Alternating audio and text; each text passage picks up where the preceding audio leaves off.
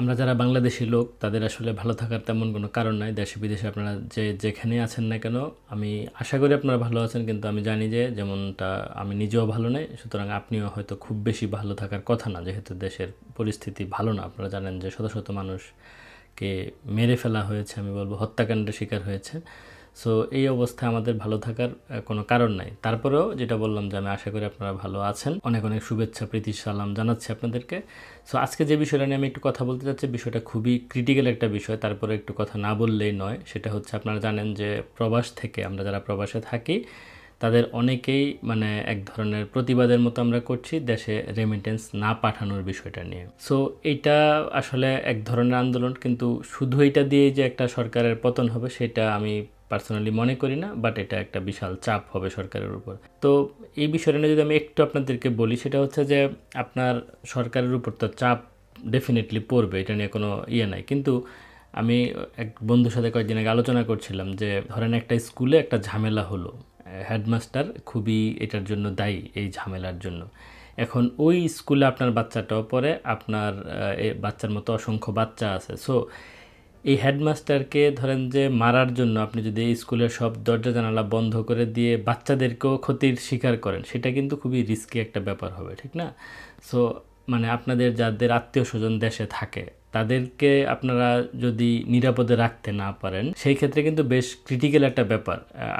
আমি ধরেন আমার পরিবার, আমার এক্সটেন্ডেড ফ্যামিলিকে আমি যদি মাসের পর মাস, বছরের পর বছর টাকা না দিই, তারা হয়তো চলতে পারবে। কিন্তু আমরা যারা ধরেন যে এই ধরনের অবস্থায় আছি, আমরা সেটেল ইউরোপে বা আমেরিকা, কানাডায় বা বড় বড় দেশে, তাদের কোনো সমস্যা নেই, বা ইউরোপে যারা স্টুডেন্টরা আছে তাদের হয়তো কোনো সমস্যা নেই ফ্যামিলিকে টাকা না দিলেও। কিন্তু আপনি যদি একটু মধ্যপ্রাচ্যের দিকে তাকান, একটু যদি মালয়েশিয়ার দিকে তাকান, তারপরে অন্যান্য দেশে যেখানে আমাদের মানে প্রচুর মানুষজন থাকে, বাংলাদেশি বাইরে কর্মীরা থাকেন, তাদের তো ফ্যামিলি চালানোটা অন্যতম একটা লক্ষ্য, ঠিক না? এবং তাদের আসলে এমনও লোক আছে যাদেরকে 1 মাস টাকা না দিলে হয়তো ওই ফ্যামিলিটা চলতে পারবে না।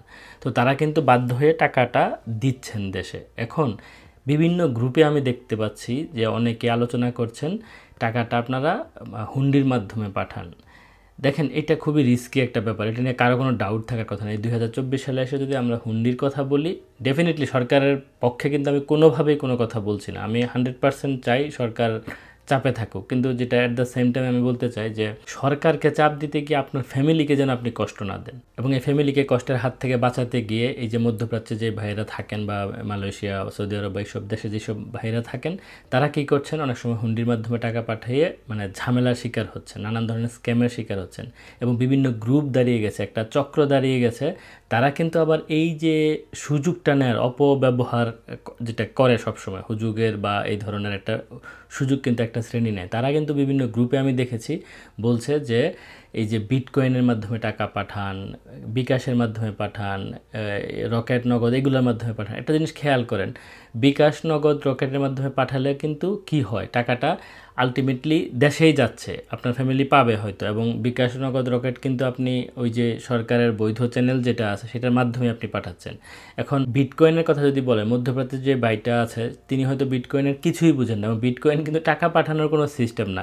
এইগুলো কিন্তু কাইন্ড অফ হুজুগ। সো আপনারা যারা এই ভিডিওটা দেখছেন, আমি রিকোয়েস্ট করব ভিডিওটা সবার কাছে পৌঁছে দেওয়ার জন্য, যেন কোনো ধরনের হুজুগে কান না দেন। আমি ডেফিনেটলি বারবার বলছি যে আপনার দেশে টাকা পাঠাইতে হবে এমন কোনো কথা না, আপনি পাঠাইন না টাকা, আপনার ফ্যামিলি যদি চলতে পারে আপনি না পাঠান, অসুবিধা নাই। কিন্তু আপনি অবৈধ কোনো পথ, কোনো রিস্কি পথ, যেটা স্ক্যামের শিকার আপনি হতে পারেন, হ্যাঁ, এই যে বিটকয়েন, ধরেন আপনি বিটকয়েনে যদি, আমি নিজে কিচ্ছু বুঝি না, এবং আমি যে বিষয়টা নিয়ে আজকে কথা বলছি এটা অর্থনীতির খুব জটিল একটা ব্যাপার। আপনি টাকা দেশে না পাঠালে, মানে রেমিটেন্স দেশে না পাঠালে আলটিমেটলি কি হবে, এটা কিন্তু বেশ মানে মানে বিশদ আলোচনার বিষয়। যেহেতু আমি অর্থনীতিবিদ না, আমি আলোচনা করাটা বেশ কঠিন, কিন্তু মোটা দাগে এটা আমি বলতে পারি যে দেশে রেমিটেন্স না গেলে কি হবে, আমি সেই ব্যাখ্যায় আসবো এখনই। এই প্রসঙ্গে ছিলাম যে এই যে স্ক্যামের শিকার আপনারা হতে পারেন, এই বিটকয়েনের কথা বলে ওইটা সেটা, হ্যাঁ, এখানে যদি আপনারা সাইন আপ করেন, টাকাটা ওখানে দেওয়ার চেষ্টা করেন, অনেক সময় কিন্তু টাকাটা মেরে দেওয়ার আছে, কারণ জিনিসটা টোটাল ডিজিটাল কারেন্সি।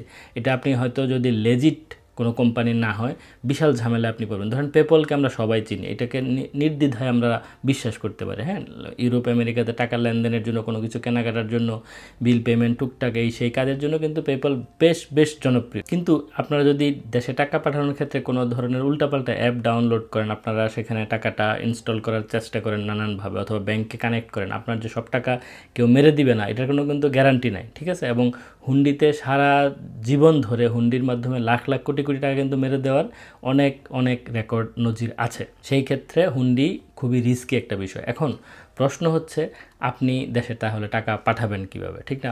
বা আদৌ পাঠাবেন কিনা, বা না পাঠালে কি হবে আসলে দেশের। যেটা বলছিলাম যে মোটা দাগে আমি বলতে পারি, আপনি যদি মানে সরকারকে সাহায্য করতে গিয়ে আপনার ফ্যামিলিকে কষ্ট দেন, সেটা কিন্তু বেশ ভালোই একটা রিস্কি। সো আপনারা সেইটা করতে যাবেন না। আমি বলবো অল্প কিছু টাকা হলেও দেশে পাঠান, কারণ ফ্যামিলিকে আপনার বাঁচাতে হবে। সরকার ধরেন যে সামহাও হয়তো মানে উত্তরণ করে ফেলবে, দেশকে শ্রীলঙ্কা বানানো কঠিন। এবং শ্রীলঙ্কা বানালে কী হবে, দেশে তো আমার আপনার আত্মীয় স্বজনই আছে।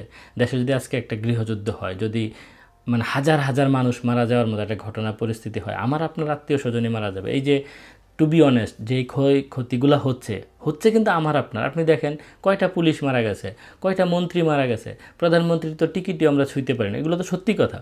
কিন্তু তারপরে আমি বলতে চাই, আপনার দেশে যদি টাকা না পাঠান কোনো সমস্যা নেই, কিন্তু অবৈধভাবে পাঠাবেন না। হ্যাঁ, এবং রিস্ক আপনি নেবেন না, কারণ আপনার কষ্টার্জিত টাকা সেটা উল্টাপাল্টা লোকদের কাছে দিয়ে, বা ওই যে বিটকয়েনের নামে, এটা পুরোটাই গুজব। বিটকয়েনের মাধ্যমে আপনি আপনার গ্রামের যেই ধরেন যে শরীয়তপুরের অথবা মাদারীপুর অথবা সিলেট, চিটাগং, নোয়াখালী, বরিশাল, যে গ্রামের লোকটা বসে আছে, মানে আপনার আত্মীয় স্বজন বসে আছে, সে কীভাবে বিটকয়েনটা টাকা ক্যাশ করবে বা কিভাবে সম্ভব, এইগুলা গুজব, এইগুলা হুজুগ। এই দিকে পা দিবেন না, নজর দিবেন না, ঠিক আছে? যদি আপনার কোনো আত্মীয় স্বজন যে ঠিক আছে তার দেশে টাকা আছে, এখানে তার আপনাকে টাকাটা তাকে দিলে সে দিয়ে দিবে, আপনার একদম ব্লাড রিলেটেড আত্মীয়, সেটা অন্য জিনিস, সেটা আত্মীয় স্বজনের লেনদেন। বাট আদার দেন দ্যাট আপনারা যদি অল্প কিছু পরিমাণে টাকাও পাঠান, আমি বলবো যদি একান্ত ফ্যামিলি চালাইতে হয় তো পাঠাইতে হবে না, পাঠালে অবশ্যই উচিত হবে হচ্ছে বৈধ চ্যানেলে পাঠানো। আপনারা এক্সিস্টিং যে সার্ভিসগুলো আছে সেগুলো ইউজ করতে পারেন। আপনারা জানেন যে আমার একটা কোড আছে, ইগাল টিউব, EGALTUBE, ঠিক আছে? আমি ডেসক্রিপশন বক্সেও দিয়ে দেবো লিঙ্কটা, এবং অ্যাপটাও দিয়ে দিব। সেটা ডাউনলোড করে আপনারা যদি এই মানে আগস্ট মাসের জন্য শুধু এটা প্রযোজ্য, পৃথিবীর যে দেশে আছেন, মানি সেন্ডিং যে কান্ট্রিগুলো আছে সেই সব দেশ থেকে, যেমন কানাডা আছে, আমেরিকা আছে, জার্মানি আছে, ফ্রান্স আছে, ইটালি আছে, স্পেন আছে, পর্তুগাল আছে, হ্যাঁ, ইউকে আছে, আয়ারল্যান্ড আছে, এই যে দেশগুলো, UAE আছে, হ্যাঁ, যেটা দুবাই বা শারজা, আবুধাবি, আপনারা জানেন, ওখান থেকে টাকাটা যদি দেশে পাঠান, এই মানে আগস্ট মাসে শুধু 20 ইউরো বা $20 এর সমপরিমাণ, সেটা দেড়হাম বা ইউএর যে কারেন্সি আছে সেটাও সেই সমপরিমাণ টাকাটা বাংলাদেশে চলে যাবে। আপনারা মিনিমাম মানে 100 ইউরো বা ডলার সমপরিমাণ পাঠাতে হবে। যারা $200, $300, $400, $500 পাঠাবেন বা $100, $200 পাঠাবেন, তারা কিন্তু এই সুযোগটা নিতে পারেন শুধু এই আগস্ট মাসের জন্য। আর যেটা বলছিলাম যে আপনি যদি সরকারকে চাপে রাখতে চান, ডেফিনেটলি আপনি চাপে রাখতে পারেন, কোনো সমস্যা নাই।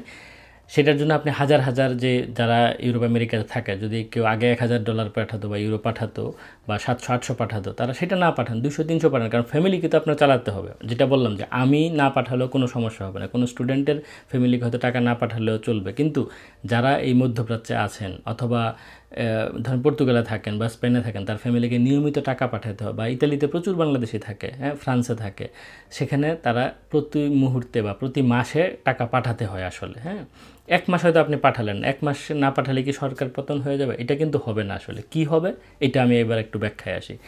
সরকার বেশ ভালো একটা চাপে পড়বে, এটা নিয়ে কোনো ডাউট না। সরকার চাপে পড়বে না, পড়বে চাপে আসলে জনগণ, আমি, আপনি, আমার আত্মীয় স্বজনরা চাপে পড়বে। কীভাবে আমি বলি, যখন ফরেন কারেন্সি রিজার্ভ কমে যাবে, এবং আমদানি করতে গেলে তো আসলে ডলার ইউরো লাগবে, তাই তো, বৈদেশিক মুদ্রা লাগবে। সো এলসি খুলতে গেলে যে ঝামেলাগুলো হবে, এলসি খুলতে গেলে আপনার ফরেন কারেন্সি লাগবে, তারপরে আপনার যদি দেরি হয় আপনার নানান অর্ডার ক্যান্সেল হবে, এবং এই যে জাহাজের ভাড়া বাড়বে, এই সেই নানান কিছু হয়ে আপনার মুদ্রাস্ফীতি যেটাকে বলে, ইনফ্লেশন যেটাকে বলে, আপনি ওই যে সয়াবিন তেল কিছুদিন আগে আপনারা যখন ইউক্রেনের যুদ্ধ লাগলো, অনেক আপনারা মানে ঝামেলায় পড়ছেন না?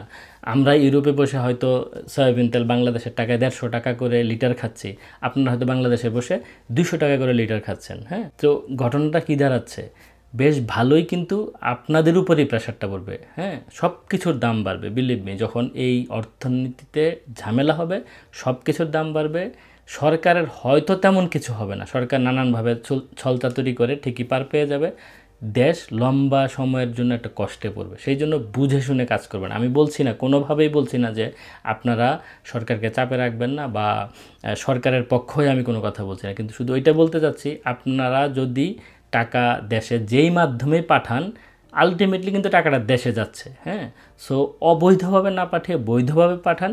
এতে যেটা সুবিধা হবে, আপনার আত্মীয় স্বজন সেফলি টাকাটা পাবে। হ্যাঁ, সরকারের হয়তো কিছু হবে, বৈদেশিক মুদ্রার রিজার্ভ বাড়বে, সরকারের আবার তেল তেল যেটাকে বলে না, একটু ভাব বাড়বে, গরম হবে, এটা সত্যি কথা। কিন্তু সরকারকে চাপে রাখতে গিয়ে আপনি ফ্যামিলিকে, মানে আপনার আত্মীয় স্বজনকে কষ্ট দিয়েন না, কারণ এটাতে আলটিমেটলি আপনার ফ্যামিলি ক্ষতিগ্রস্ত হবে। ফ্যামিলি মানে একটা ফ্যামিলি করে হিসাব করলে একটা দেশ, একটা সমাজ, একটা রাষ্ট্র, ঠিক না? সো আমাদের দেশেরই ক্ষতি হবে। সেটা হচ্ছে আমি বলতে চাই, সরকারকে চাপে রাখার আরও অসংখ্য কৌশল আছে।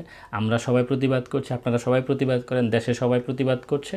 সো এই ধরনের হুজুগে যে প্রতিবাদটা, সেইটাতে একটু বুঝে শুনে করবেন যে বৈদেশিক মুদ্রা দেশে না গেলে দেশের এমন কি ক্ষতি হয়ে যাবে। শ্রীলঙ্কার সাথে অনেকে উদাহরণ দিচ্ছেন, শ্রীলঙ্কা ওয়াজ ডিফারেন্ট কেস, ঠিক আছে? আমি বলবো বাংলাদেশের আরও অন্যান্য অনেক মেকানিজম আছে। সেই ক্ষেত্রে আপনি আমি ওই 100, 200, 500 ডলার না পাঠালে যে দেশ কালকে মানে ধসে পড়বে, বিষয়টা হয়তো এরকম হবে না। সেই জন্য বুঝে শুনে কাজ করবেন। হুন্ডির মাধ্যমে টাকা পাঠায় কোনো ধরনের ঝামেলায় পড়বেন না। সো যেটা লাস্ট কথা আমি বলবো, আপনারা যদি এই ট্যাপ অ্যাপটা ইউজ করেন, আপনারা এই আগস্ট মাসে $20 বা ইউরো বা এই সমপরিমাণ মুদ্রা কিন্তু বোনাস পেয়ে যাবেন। মানে আপনারা যদি 100 ইউরো পাঠান, এটা 120 ইউরো সমপরিমাণ, 15,000 টাকা প্লাস হচ্ছে সরকার যেটা দিচ্ছে 2.5% প্রণোদনা, এগুলো সহ মোটামুটি আপনি 15,500 টাকার মতো পাচ্ছেন মাত্র 100 ইউরো পাঠালে। ডলার পাঠালে অলমোস্ট 14,000 বা সামথিং বা 14,500 টাকার মতো আপনারা পেয়ে যাবেন বাংলাদেশে। হ্যাঁ, সো এটা বেশ ভালো একটা অ্যামাউন্ট, আপনারা এই সুযোগটা নিতে পারেন। যারা নতুন এই ট্যাপ অ্যাপটা ডাউনলোড করে আপনারা করবেন, আমাদের যে প্রোমো কোডটা আছে ইগাল টিউব, এটা ইউজ করলে আপনারা ওই বোনাসটা পেয়ে যাবেন। সো আপনাদের যারা এই মানি সেন্ডিং কান্ট্রিগুলোতে আছেন, ইউরোপের কয়েকটা দেশের নাম আমি বললাম, সবগুলোর লিস্ট আমি ডেসক্রিপশন বক্সে দিয়ে রাখবো না। সো আপনারা যারা এইসব দেশে থাকেন, অথবা আপনাদের বন্ধুবান্ধব এইসব দেশে থাকে, অথবা আপনারা যারা বাংলাদেশ থেকে এই ভিডিওটা দেখছেন, আপনাদের আত্মীয় স্বজন বন্ধুবান্ধবের সঙ্গে শেয়ার করতে পারেন যারা এই দেশটাতে থাকে।